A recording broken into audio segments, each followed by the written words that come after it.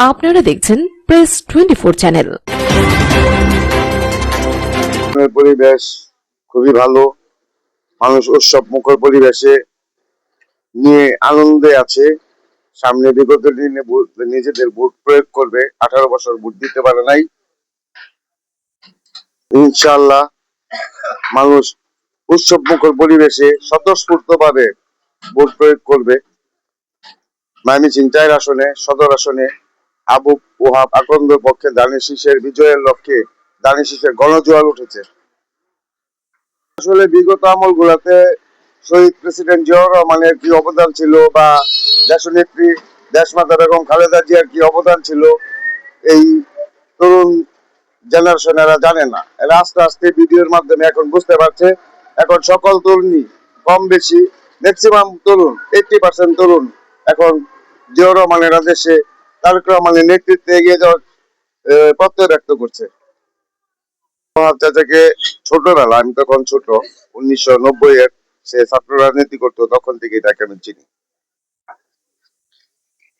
মানুষ হিসাবে খুবই সৎ এবং যোগ্য একজন ব্যক্তি, নিশ্চিত 12টার মধ্যেই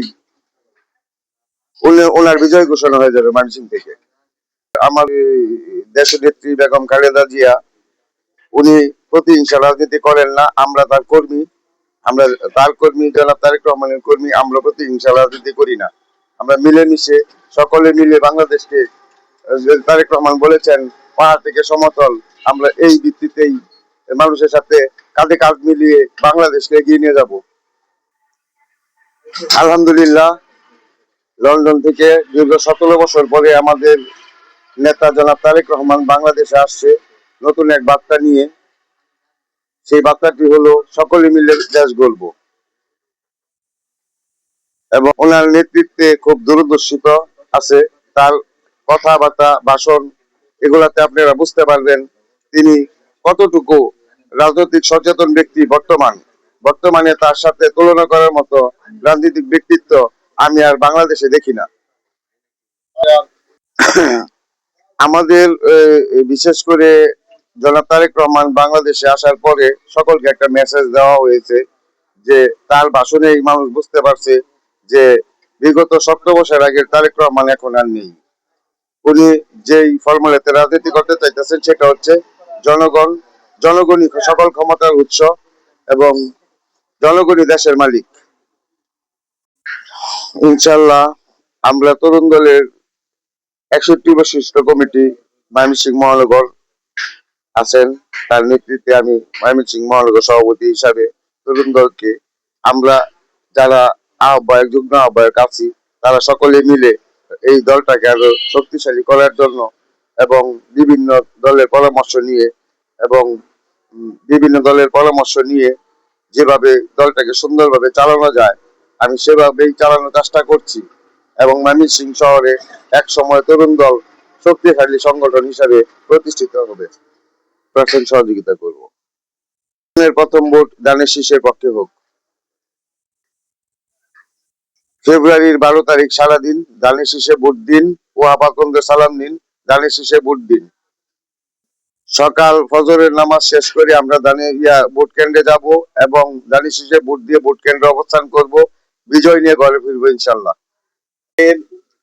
একজন ভালো যে কর্মী তরুণ দলের হিসাবে তার সবাই চিনে, মোটামুটি তার একটা ভালো আছে।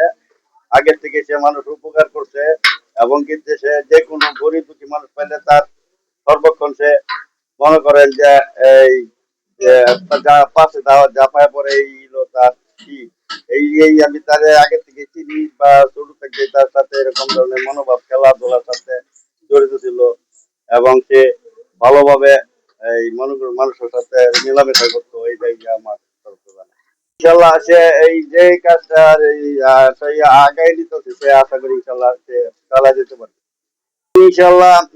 জনগণের পক্ষে আমাদের যে ময়মনসিংহবাসী যারা আছে তারা ওনারা সবাই মনের উৎসবের তারিখে ভোট দিবে। সে ভালো বিসমিল্লাহির রহমানির রহিম।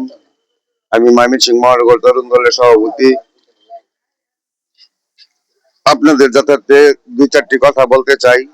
1991 সনে তারেক রহমানের হাতে গড়া এই তরুণ দল এই তরুণ দলের যখন প্রথম সভা হয়, ওই প্রথম সভাতে উপস্থিত ছিলেন আমাদের বর্তমান মহাসচিব মির্জা গোল রেজবি সাহেব এবং মহাসচিব দেলোয়ার ফখরুল ইসলাম আলমগীর, ডাক্তার জাহিদ স্যার, আমাদের তরুণ দলের প্রতিষ্ঠাতা জয়নাল আবেদিন ফারুক, প্রতিষ্ঠাকালীন সভাপতি শাহরুল ইসলাম তুহিন ভাই, যিনি আমাদের নেতার ফুফাতো ভাই। আমাদের তরুণ দলের নিবন্ধনটা বর্তমান চেয়ারম্যানের কার্যালয়ে আছে। আশা করি কিছুদিনের ভিতরেই আমাদের নিবন্ধনটা পাস হয়ে যাবে। আমাদের তরুণ দল থেকে এই পর্যন্ত সারা বাংলাদেশে 7 জন মন্ত্রী এমপি নির্বাচিত হয়েছে, মনোনয়ন পত্র পেয়েছেন। আমাদের উপদেষ্টারা 7 জন মনোনয়ন পত্র পেয়েছেন এবং এটার পাশাপাশি কৃষক দলেরও 7 জনই মনোনয়ন পত্র পেয়েছেন। যুব দলের আমাদের চেয়ে কম পাইছে, ছাত্র দল আমাদের চেয়ে কম পাইছে, অন্যান্য দল বলার অপেক্ষাই রাখে না। আশা করি ডাক্তার আবু বকর সিদ্দিক এবং আমিনুল ইসলাম ভাই, ঢাকা মহানগরের নেতা আমিনুল ইসলাম ভাইয়ের নেতৃত্বে তরুণ দল বাংলাদেশে একটি বৃহৎ দল হিসাবে প্রতিষ্ঠিত লাভ করবে। ধন্যবাদ।